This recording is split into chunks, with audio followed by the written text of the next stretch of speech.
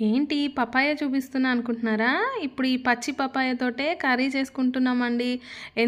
చాలా టేస్టీగా ఉంటుంది. చాలా ప్రోటీన్, విటమిన్స్ అన్నీ ఉంటాయండి. ఇది టేస్ట్ కోసం ఇలా ఒక పొడి ప్రిపేర్ చేసుకుంటున్నాను. ఈ వీడియోలో చూపించేలాగా చేసుకుంటే చాలా బాగుంటుందండి.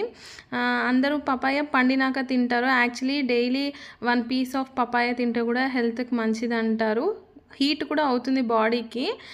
సో సమ్మర్లో ఎప్పుడైనా ఒకసారి అన్ని ఫ్రూట్స్ తినాలి కదండి, దాంట్లో ఈ పపాయ కూడా తినాలండి.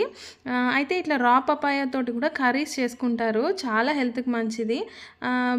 కొత్తగా డెలివరీ అయిన వాళ్ళకి పాలు రాకపోతే కూడా ఇలా ఫ్రై చేసి పెడతారండి, పాలు బాగా పడుతుందని. సో నేను ఈ వీడియోలో చేసి చూపించినట్టుగా మీరు ఇంట్లో కూడా కర్రీ ప్రిపేర్ చేసి తీసుకోవాలని కోరుకుంటున్నాను.